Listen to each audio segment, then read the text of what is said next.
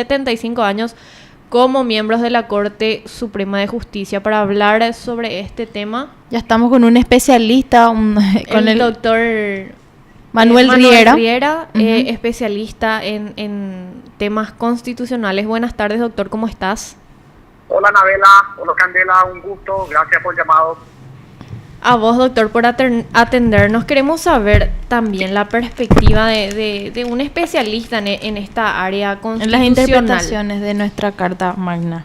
Claro, con respecto a esta decisión de nuestros ministros de la Corte de presentar esta acción de inconstitucionalidad, doctor, ¿vos pensás que esto puede prosperar realmente? De que va a prosperar. Eso sí o sí, porque la Corte viene sosteniendo el criterio más o menos desde el año 2000 hasta acá de manera inalterada y con votos unánimes de los diferentes ministros que pasaron. Entonces, ya habiéndose en el pasado declarado la inconstitucionalidad del artículo 19 de la ley de la Corte, es más probable esperar que eso vuelva a ocurrir en las dos acciones que iniciaron el doctor Ríos y el doctor Santander. O sea que yo no esperaría un resultado distinto. Y doctor, en este caso se podría argumentar que la búsqueda de esta inamovilidad por parte de los ministros podría violar un principio constitucional respecto a lo de juez y parte. Mira, yo te diría esto desde... por supuesto que te pueden decir muchas cosas, pero te diría para tener en cuenta lo siguiente, ¿no? y a partir de ahí construir más ideas si hace falta. La Constitución es un conjunto de diferentes normas que está a su vez ordenado a su interior, porque es un cuerpo sistematizado y dividido en preámbulos, partes, capítulos, secciones, etcétera. Y en lo que al capítulo del Poder Judicial refiere, en la cuestión de la que estamos hablando, hay dos secciones. La sección 1, que está vinculada a todas las disposiciones generales que afectan al Poder Judicial, y la sección 2, que es un poquitito más específica, que afecta a la Corte Suprema de Justicia en particular. Pero al ser dos las secciones, por otro lado, integrar el capítulo del Poder Judicial, hay que leerlas en conjunto. O sea, como el conjunto de normas que, aunque divididas en secciones, todas regulan lo referente al Poder Judicial. La Corte Suprema integra el Poder Judicial. Entonces, naturalmente se encuentra aceptada y afectada y alcanzada por las disposiciones de la Constitución en este capítulo. Y ahí es que yo creo que hay que enfrentar dos artículos que son los que de alguna u otra manera sustentan las posiciones diferentes. El artículo 261, que es el que va a utilizar la Corte, que establece la remoción por juicio político y la cesación del mandato a los 75 años. Anótenlo por ahí cortito, el 261. Sí. Y el artículo 252, que es quienes utilizan, como lo piensan, igual que yo, digamos, que establece el régimen de designación de magistrados y la duración de los 5 años. Los ministros van a decir en la sentencia, y la gente que piensa así va a decir que los ministros no son magistrados, son distintos. Entonces el artículo 252 no les alcanza porque hace referencia a magistrados, no hace referencia expresa en términos de palabras, de lenguaje, digamos. Claro. Yo lo único que digo es, desde el punto de vista sistémico, la sección donde está el 52, al ser parte de las disposiciones generales, disponen para todos en general, magistrados y ministros a su vez. Tanto así que es difícil sostener que un ministro no sea un magistrado. Es más una relación de género a especie, digamos. Todos son magistrados, pero algunos son ministros, pero magistrados al fin. Claro. Y no a la inversa como cosas independientes o distintas. Entonces yo decía, una cosa es designación y su duración, que son del 252, y cosa distinta es la remoción y la cesación, que son del 261.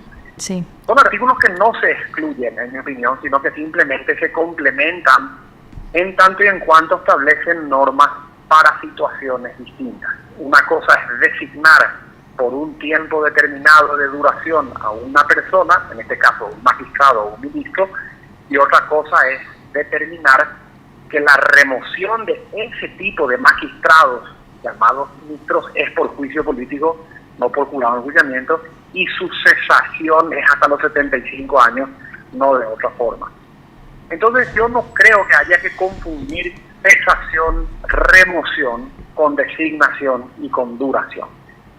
Pero los que sostienen que eso es así, directamente distinguen entre una cosa y otra y sostienen que la Corte puede declararse inamovible porque no pueden ser removidos del cargo sino a través de un juicio político o en su caso cumplidos los 75 años. Es una discusión que tiene mucho tiempo, honestamente siempre estuvo presente cuando estas cosas se plantearon y la Corte siempre terminó resolviendo en la posición contraria a la mía, es decir, declarando la inamovilidad de los propios ministros por una razón vinculada a que no pueden irse de ese lugar hasta los 75 años. ¿Qué es lo que va a ocurrir acá, digamos? O sea, doctor, entonces sería como una mala interpretación de lo que dice la Carta Magna. Mira, yo creo que la Corte tiene sus razones y 25 años después de que esto se inició, las razones se mantienen y siempre se ha dicho así y es una manera de interpretar la Constitución. No digo que no se pueda, no digo que no se acepte, no digo que no haya razones para ello, o sea, podés considerarlas razonables, pero en mi opinión creo que las razones son incorrectas.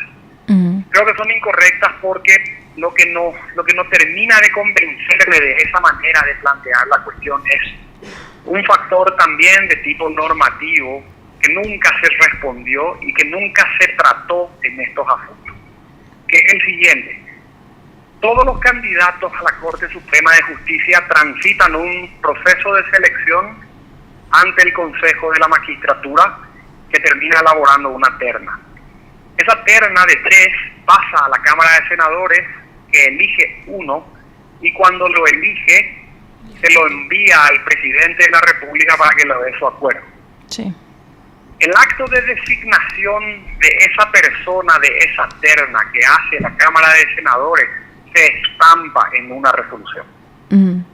Esa resolución establece siempre que el doctor fulano de tal ha sido designado por la Cámara de Senadores para desempeñar el rango y el rol de ministro de la Corte por un periodo de 5 años, conforme el artículo 252 de la Constitución.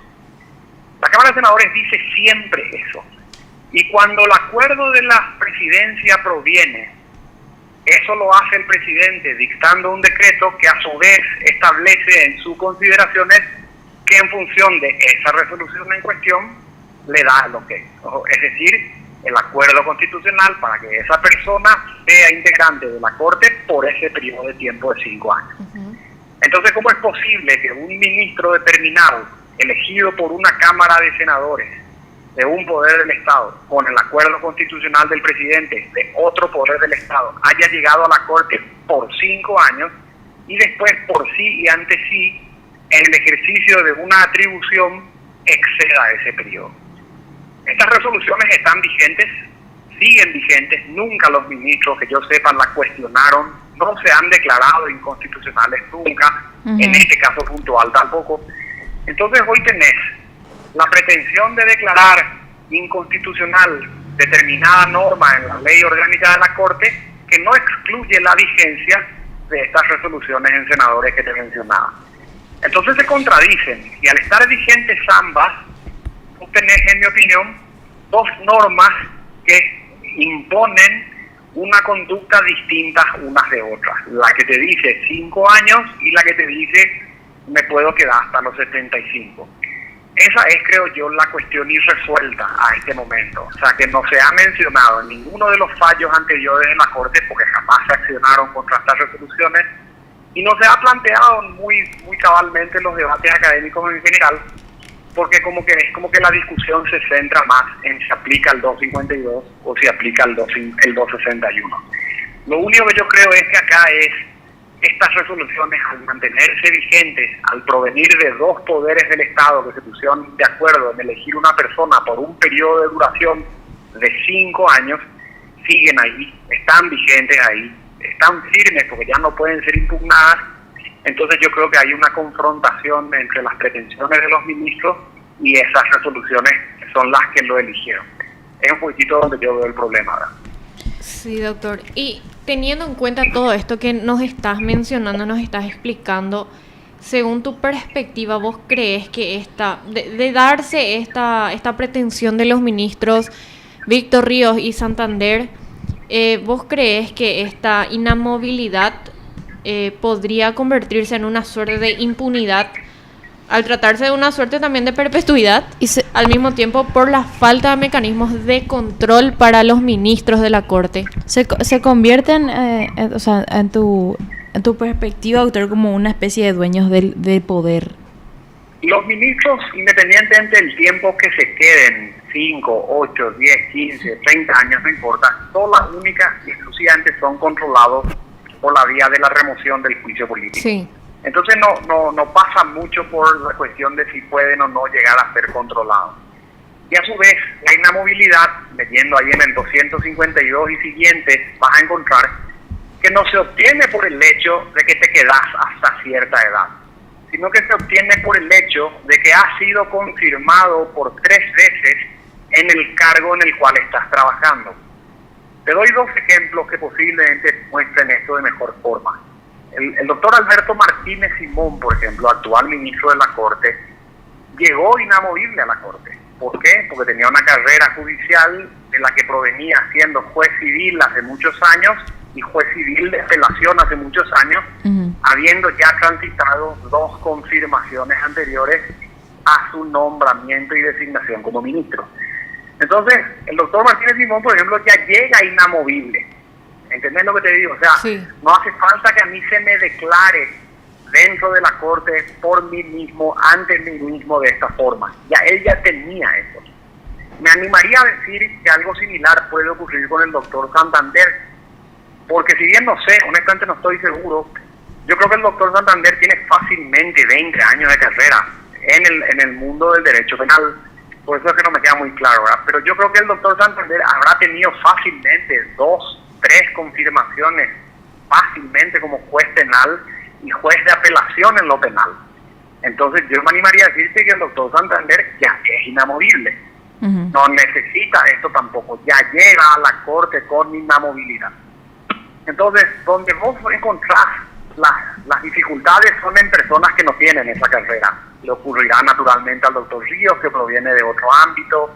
Le ocurrió naturalmente al doctor Eugenio Jiménez Rodón, que venía del ejercicio de la abogacía, y así un montón de casos como ese. Pero en definitiva, la inamovilidad planteada de esa forma, como equivalente a que me tengo que dar hasta los 75 años, yo creo que desoye el problema de las resoluciones de origen, que son de la Cámara de Senadores. Y a su vez, creo que planteado de esa forma, desprotege la independencia judicial de todos los demás jueces que no tienen esto. O sea, los demás jueces no tienen que quedarse hasta los 75. Tienen que pasar por un proceso de confirmación, como dice el 252. Doctor, entonces, ¿por qué no proteger su independencia también, verdad? Doctor, y con respecto a presentar una acción de inconstitucionalidad y al mismo tiempo ser miembro de la Sala Constitucional, ¿no le parece que se violan principios de juez y parte? Claro. Pero por supuesto es la expresión más acabada del corporativismo judicial, pero por supuestísimo, esto no es nuevo, esto pasó siempre.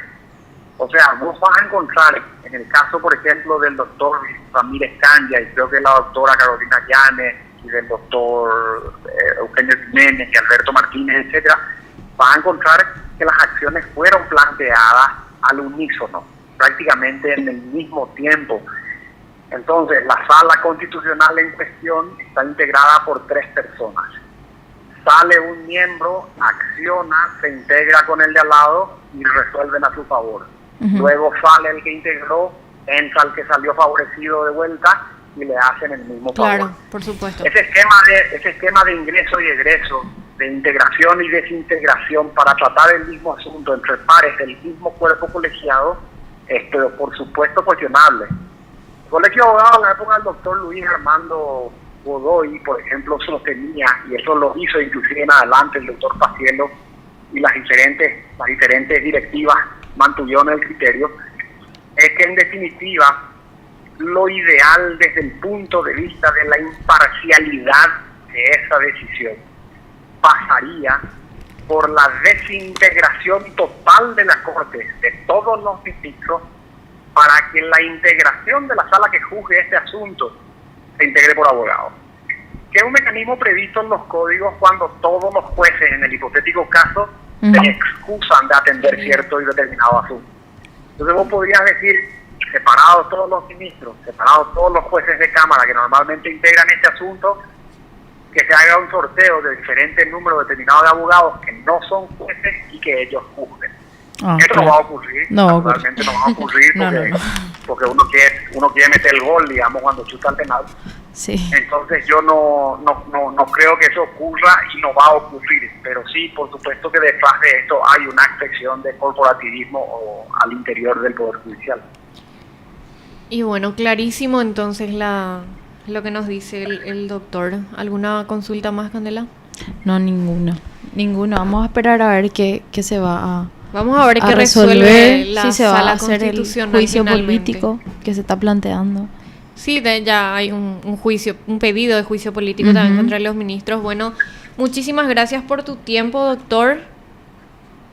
Y vamos No, al contrario, el agradecido soy yo, y bueno, y cuenten conmigo cuando necesiten. Muy amable. Gracias, doctor. Muy amable. Buenas tardes.